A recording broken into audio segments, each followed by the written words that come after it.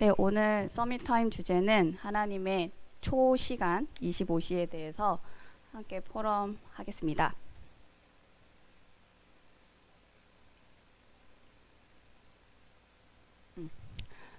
제가 이번 주에 읽은 책 제목이 그 초시간뇌라는 책인데요. 이 책은 토마베치 히데토라는 이제 그 괴짠대 천재 과학자가 이제 쓴 책이에요. 이렇게 눈빛을 보시면 은은하게 맛이 가 있죠. 네, 이분이 그 일본에서 95년도에 있었던 그 옴진리교 테러 사건 때 탈세뇌 전문가로 이제 들어가서 이제 그 탈세뇌를 하면서 이제 그 옴진리교 내부를 수사할 수 있도록 이런 경찰에 도움을 줬던 인물입니다. 근데 이분이 이제 굉장히 천재예요. 그래서 이제 예일 뭐 학교를 한 4-5군데 다녔는데 뭐 예일대에서는 뭐 인공지능의 아버지 뭐 로저 생크라는 사람한테서 배우고, 그리고 컴퓨터 과학 분야에서 그 최고 그 명문대가 카네기 멜론대라고 해요. 거기서 계산 언어학 박사학위를 일본 최초로, 그리고 전 세계에서 뭐 4번째인가로 이제 했다고 합니다. 이 책에 그 껍데기에 뭐라고 써 있냐면 나사 엔지니어는 일반인보다 500배 이상 일 처리 속도가 빠르다라고 해요. 그러면서 이 책 안에서는 우리가 하루 24시간의 노예가 되는데 그 노예가 되지 않고 시간을 초월할 수 있는 방법이 무엇이냐, 이런 얘기들을 하고 있습니다. 그래서 이제 뭐 여러 가지 주제들이 있는데 조금 정리를 해보자면, 먼저 이제 절대 시간과 체감 시간 부분인데요. 우리는 보통 시간이 절대적이다, 하루 24시간 정해져 있다 라고 얘기를 하는데, 이제 이 토마베치 히데토는 그거는 인간이 만들어낸 환상에 불과하다 라고 얘기를 해요. 절대 시간이 없다 라는 의미입니다. 하루는 24시간이고 이건 절대불변의 법칙이다 라는 생각에 우리를 스스로 구속하고 있다. 이제 이분이 이제 과학자니까 뭐 플랑크 시간 이런 걸 얘기를 하는데요. 이제 시간의 최소 단위를 이제 물리학에서는 플랑크 시간이라고 한대요. 뭐 이제 굉장히 찰나의 시간인데, 이제 시와 간의 한자어를 본다고 하면은 시의 간격이거든요. 그래서 이 어떤 플랑크 시간, 굉장히 짧은 시간, 그 두 개의 간격 사이다. 근데 너무 이제 우리가 인지하지 못할 만큼 너무 찰나니까 거의 존재하지 않는 거나 다름없다라고 얘기를 해요. 그리고 지금 우리가 지구에 살고 있기 때문에 자전 주기가 24시간이 걸리는 거잖아요. 근데 만약에 우리가 다른 행성에 살고 있다면 뭐 18시간이 될 수도 있고 36시간이 될 수도 있고, 그렇기 때문에 하루가 24시간이다, 그거는 절대적인 것이 아니다라는 얘기들을 합니다. 그러면서 이제 시간이라는 그 이름은 그냥 우리가 이제 정의를 내리기 위해 편의상 붙인 건데, 사람은 이름이 붙여지면 존재한다라고 생각을 한대요. 그러니까 이제 시간도 시간이라고 이름이 붙으니까 우리가 존재한다고 여기는 거죠. 근데 이제 이 사람은 아니다, 시간은 그냥 환각 같은 거다. 그러면서 이제 얘기하는 게 뭐냐면, 실제로 시간은 체감 시간만 존재한다. 그래서 이제 이거를 조금 더 이해하기 쉽게 설명하려고 그 상대성 이론을 얘기를 하는데, 상대성 이론에서 강조하는 것 중에 하나가 시간과 공간은 하나다, 그래서 시공간이다 라고 얘기를 하거든요. 그럼 시간에 적용되는 거는 공간에도 적용이 된다는 거예요. 그래서 이제 시간이라는 말을 우리가 공간으로 대체를 해서 설명을 하고 있어요. 이게 24평 공간이거든요. 근데 여기가 우리가 이렇게 생활하다 보면은 불편함도 없고 그냥 혼자 살기 괜찮다 이렇게 느끼죠. 근데 만약에 청약을 넣어서 당첨이 됐어. 32평으로 갔어. 30평 갔다가 여기서 한 몇 달간 이제 하다가 갑자기 뭐 대출금을 다시 해줘야 돼. 그래가지고 이제 여기를 세를 주고 내가 다시 그 전집으로 돌아갔어요. 24평. 굉장히 좁다. 같은 공간인데 나의 체감 공간이 달라졌다는 거예요. 그렇기 때문에 체감 시간도 상대적이다. 그래서 우리 이제 직장인들 월, 화, 수, 목, 금, 토 이러는데 시간의 길이나 이거는 이제 개인의 주관적인 것, 체감하는 것 뿐이다. 그런데 이거를 결정하는 건 뇌라는 거예요. 이 체감을 결정하는 건 뇌. 그래서 뇌 활동에 의해서 이 체감 시간이 확장될 수도 있고 축소될 수도 있다. 이런 얘기를 합니다. 이제 저는 회사 가면은 이제 직원들한테 이제 뭐 써와. 그러면 이제 이거를 계속 줄여나가게 이제 하는데 처음에 이제 신입사원은 1시간 걸리죠. 보고서 하나 쓰는데도 뭐 하루 종일 걸리는 애들도 있고요. 근데 저 같은 경우는 굉장히 더 짧은 시간 안에 해낸다는 거죠. 근데 이거를 다르게 본다고 하면은 똑같이 하는데 중견사원은 더 많은 시간을 투여하고 있는 거예요. 근데 신입사원은 덜 투여하고 있다. 왜? 뇌의 일 처리 속도가 그만큼 느리기 때문에. 그래서 체감 시간을 늘려야 된다. 이런 얘기들 합니다. 일을 더 잘하고 24시간의 노예가 되지 않으려면. 그러면서 이제 중요하게 하는 말 중에 하나가 스코토마라는 건데요. 대부분의 사람들은 이 스코토마가 내가 걸려 있는지 모른다라고 얘기를 해요. 그래서 이제 제가 스코토마 설명을 할 건데 나의 이 뇌의 일 처리 속도가 굉장히 느리다라는 것조차 인지를 못한다고 해요. 그래서 분명히 얘는 잘할 수 있는데 내가 그걸 잘할 수 있다라는 생각조차 못하고 있기 때문에 그거를 발견하지 못한다. 해내지 못한다. 그래서 이제 스코토마는 한마디로 이제 시야가 좁아진 상태를 얘기합니다. 그리스어로 맹점이라는 뜻인데요. 이분이 이제 인지과학 이쪽 이제 분야도 갖고 있기 때문에 심리적 맹점을 스코토마라고 하는 거예요. 그래서 얘가 잘할 수 있는데 본인이 그걸 아예 인지조차 못하고 있기 때문에 그거를 못하는 거죠. 그래서 뇌에서 그거를 중요하게 생각하지 않는 거예요. 모르니까. 그래서 여기서 벗어나는 방법은 내가 얼마나 이 뇌 처리 속도가 느린지를 깨닫는 거. 그리고 내가 이거를 빠르게 할 수 있다라는 걸 또 깨닫는 거. 인지를 해야 된다. 인지를 하면서 이 스코토마, 심리적 맹점을 부숴야 그때부터 새로운 체감 시간을 늘릴 수 있는 그 시작이 된다. 출발점이 된다. 이렇게 얘기를 하고 있습니다. 그러면서 이제 시간을 확장시키는, 체감 시간을 확장시키는 3가지 방법을 얘기하는데 첫 번째로 이제 이 사람이 이제 그 뇌과학자, 뭐 컴퓨터 과학자이기 때문에 컴퓨터의 처리 방식과 뇌의 처리 방식이 유사하다고 해요. 그래서 컴퓨터 방식을 좀 뇌에 적용해서 얘기를 하는 거예요. 그래서 첫 번째는 이제 클럭 사이클을 늘려야 된다. 클럭은 우리가 예를 들면 클릭을 2번 하면 더블 클릭이라고 하죠. 안에서 일이 처리되는 방식들이거든요. 만약에 1초에 우리 동정이가 손이 빨라. 100번을 클릭한다. 그럼 일 속도가 늘어나는 거죠. 같은 1초인데 굉장히 많은 일을 하는 거죠. 그 얘기를 하는 거예요. 근데 이렇게 하려면 어떻게 해야 되냐면 익숙해져야 된다라고 얘기를 하고 있어요. 그래서 무언가를 해야 된다 했을 때 1초라도 빨리 해라. 그냥 지체하지 말고 그냥 바로 해. 고민하지 말고 그냥 해. 라는 얘기를 하고 있고요. 그래서 이제 또 다른 훈련법. 식당을 갔어요. 그럼 메뉴판 우리 김밥 천국 가면 막 한 50가지 메뉴가 있는데 고민하지 말고 그냥 빨리 골라. 1초라도 빨리 골라. 그러면서 이제 시간을 굉장히 타이트하게 쪼여라. 예를 들면은 내가 보고서 쓰는데 어저께는 1시간이 걸렸다면 오늘은 이거를 이제 2배속으로 해서 30분 안에 끝내는 거죠. 그래서 이제 점점 줄여 나가는 거죠. 그래서 내가 6배의 속도로 하는 거죠. 1시간짜리 보고서를 10분 만에 끝내게 이렇게 타이트하게 줄여보라는 거죠. 그럼 이제 1시간에 내가 이제 6개 보고서를 쓸 수 있을 만큼 속도가 빨라지는 거죠. 두 번째는 병렬도인데 동시에 일을 처리하는 거예요. 얼마만큼 일을 동시에 하느냐. 쉬운 말로 멀티태스킹인데 핵심은 뭐냐면 무의식화하는 거예요. 예를 들어서 우리가 운전을 하잖아요. 운전을 하면서 백미러 보고 차선 보고 사람 보고 이게 병렬적으로 이루어지거든요. 근데 이게 의식을 하면서 하는 게 아니라 그냥 자동으로 되는 거죠. 그래서 초보 운전자는 이게 잘 안 되는데 뭐 10년 이상의 또 택시기사, 버스 운전사들은 막 동시에 문 열어주고 문 닫고 벨 누르는 거 해주고 막 컴플레인 하면 해결해주고 막 그런 것들을 동시에 한다.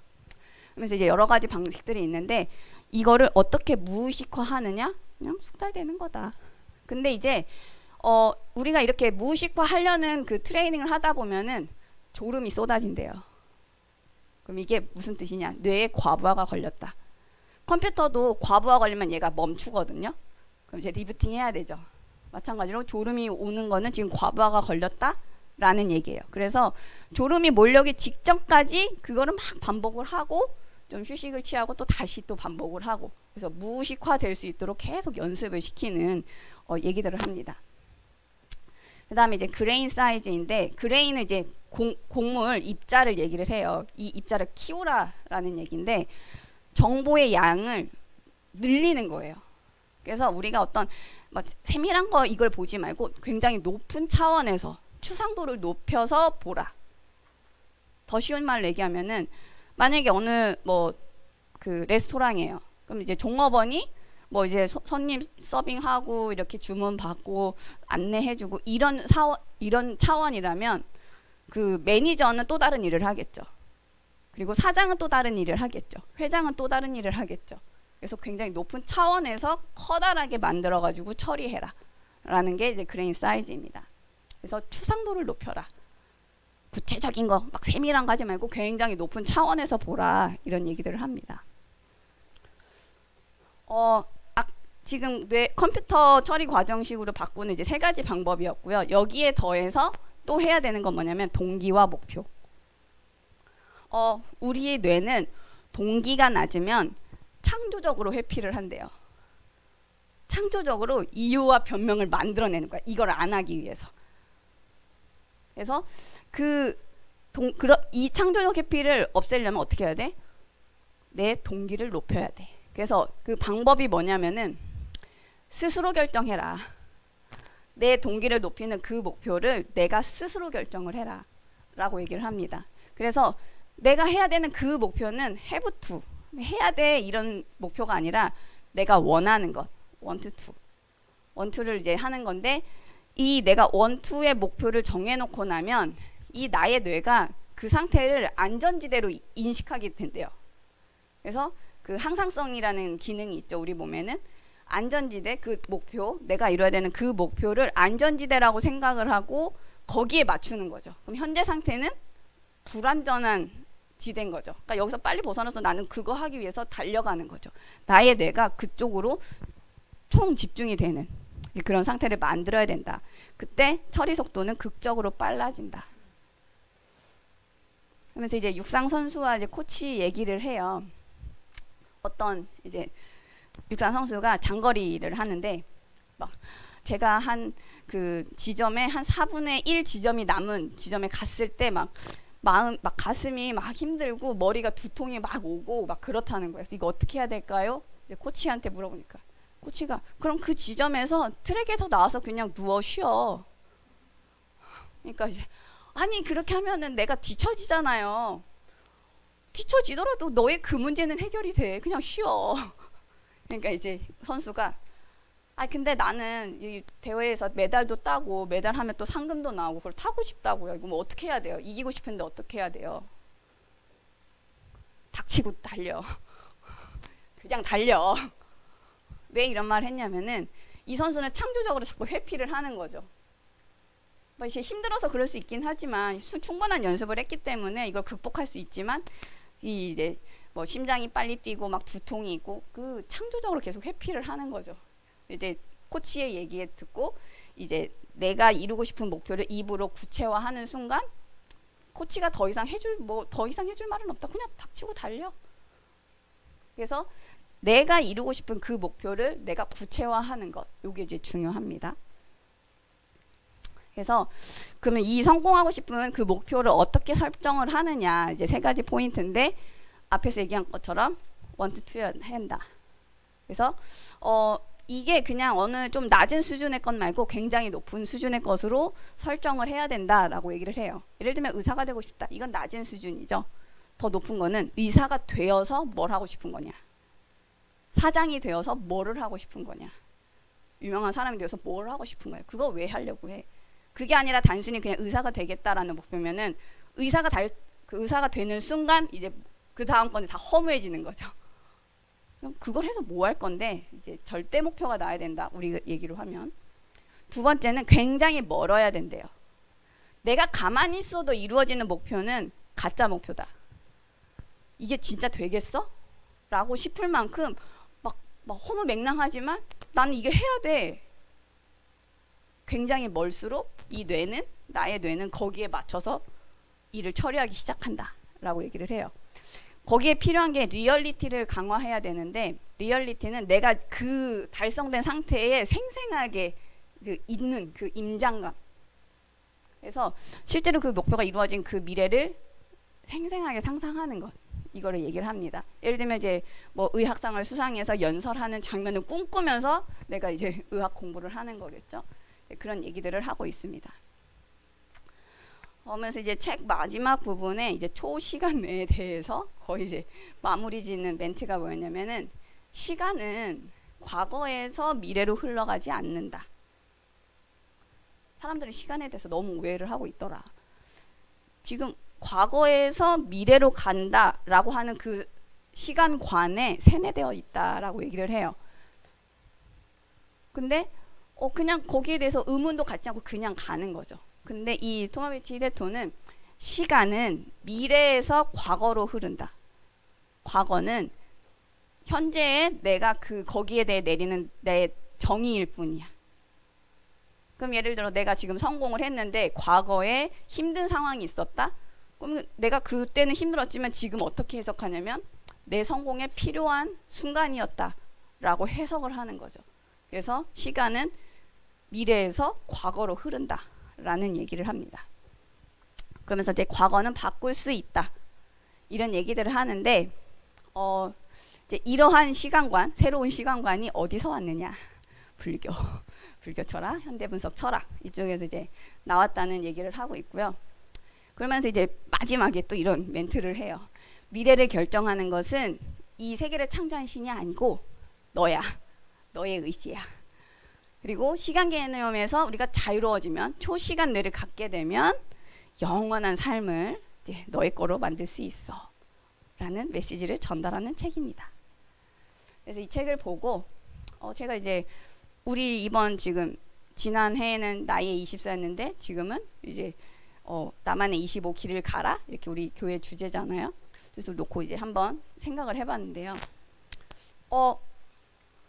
일반인들은 과거에서 미래로 흐른다라고 생각을 하고 뉴에이지 3단체에서는 미래에서 과거로 흐른다라고 시간의 흐름을 얘기를 하고 있죠.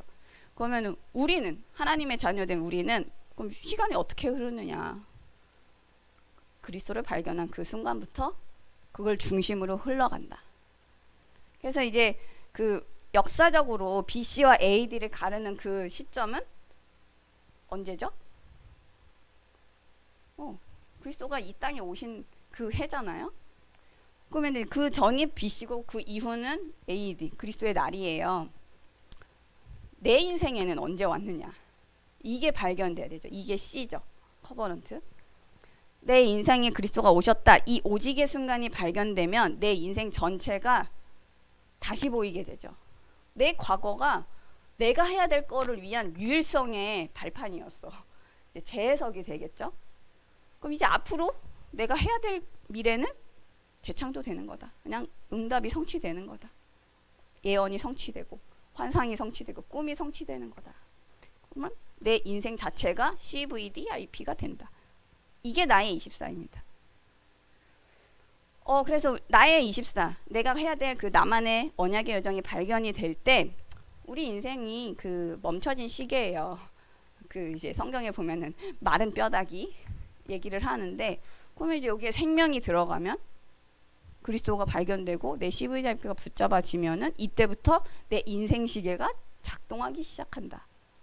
그래서 우리가 다메섹 쓰자 하는 거는 이거를 확인하기 위한 거예요.